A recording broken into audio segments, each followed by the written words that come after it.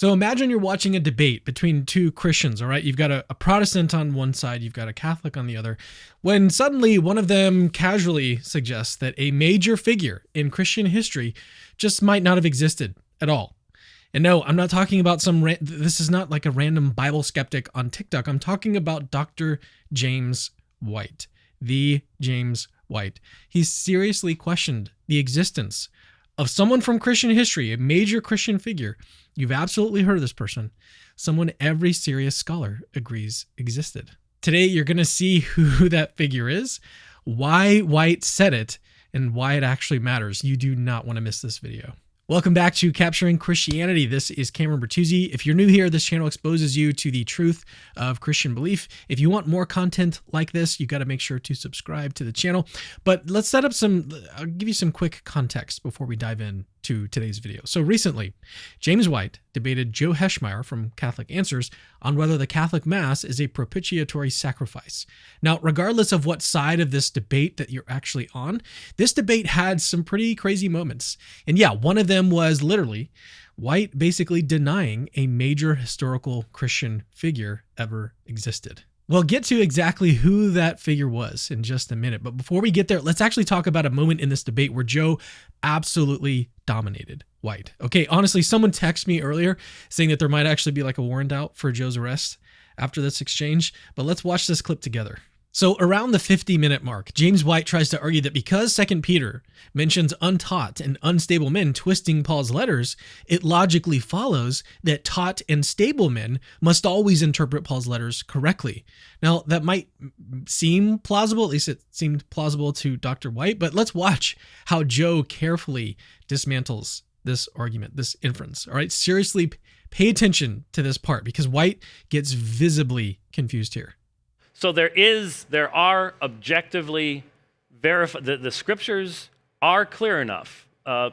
Peter warns that untaught and unstable men distort Paul's words. But he also says Paul is hard to understand.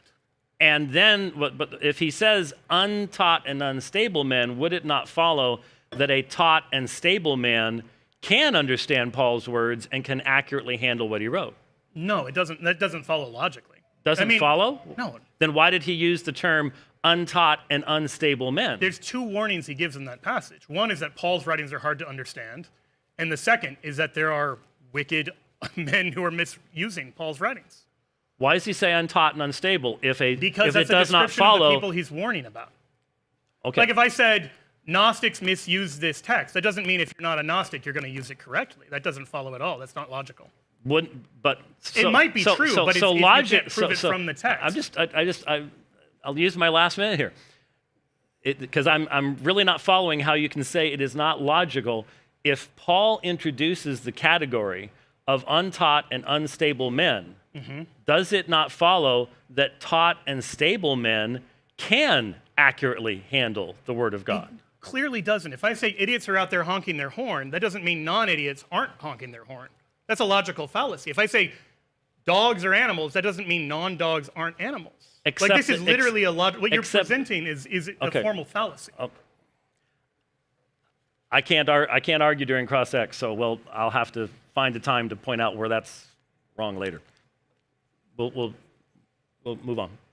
Yikes. Did you catch that? Okay, so White's inference here is just flat out fallacious. And Joe had to patiently explain it like he was talking to a high school philosophy class.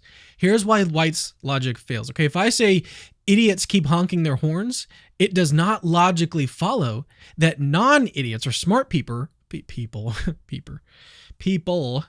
does not follow that non-idiots never honk their horns. Okay, another example. If I say dogs are animals, it doesn't follow that non-dogs aren't animals too. Like, there are cats that are animals, right?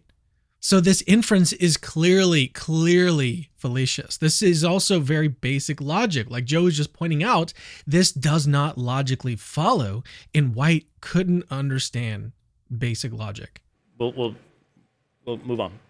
And trust me, this was not the only time Joe ran circles around White's arguments. If you want to watch their whole debate, I've got it linked in the description. But now let's get back to the main event, because if you thought that was bad, you're not ready for what's coming next. So in the debate around the 1 hour mark and 49 minutes, James White actually said this about a major Christian figure. Since I was in seminary, and I'm not sure if you're aware of this, over the past 25 years, there has been a tremendous amount of skepticism as to whether Ignatius even existed and which letters are actually, because there's a Latin and there's a shorter and I was not taught that, but I'm sort of catching up with that. And when Joe called him out by saying that's a fringe view, White literally doubled down and added this. I hope Ignatius Candida Moss and people like that are taking a view, but it is a fringe view in scholarship. I hope it's becoming the central view. It's becoming the central view. It's becoming the central view. It's becoming the central view. And he's talking about Ignatius of Antioch. This is not a random dude. Okay, this is Ignatius. This is the early church father, disciple of John, the apostle, author of 7 letters, martyred in Rome around AD 107. That's like saying, hey guys, maybe St. Paul never existed. No serious scholar is saying this, but James White just did on camera in a debate. We don't know why. Now, to be fair, maybe you're wondering, okay, Cameron, but how settled is the existence of Ignatius really? Okay, according to the scholarship. Great question. Let me give you the scholarly consensus now, but I know that scholarly quotes can kind of put you to sleep, so let me quickly sum it up in human terms, all right?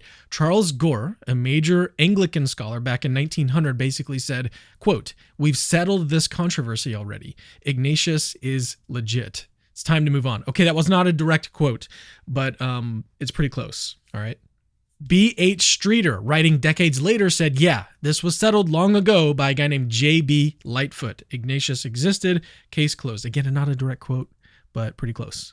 Even Stephen Neal and the famous N.T. Wright, okay, you guys have probably heard of N.T. Wright, said in 1988, he's not that old, every elementary textbook assumes Ignatius' authenticity.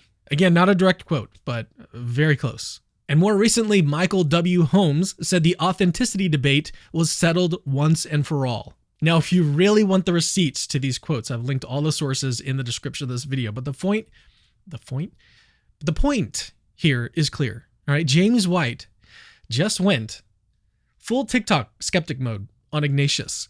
Why? Why is this happening? Well, probably because Ignatius provides some pretty uncomfortable testimony for White's theology.